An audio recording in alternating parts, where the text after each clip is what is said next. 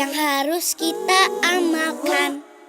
Hai kawan-kawan, mari kita perhatikan 5 rukun Islam yang harus kita amalkan. 1 syahadat, 2 sholat, 3 puasa, 4 bayar zakat, 5 naik haji jika sudah mampu. Itu rukun Islam yang harus kita amalkan. Ayo hafalkan semua.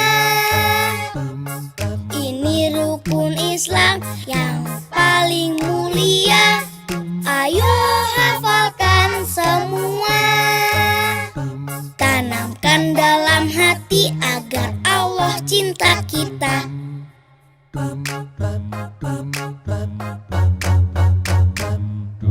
Hai teman-teman, aku ingin mengingatkan ada hal utama yang harus kita amalkan.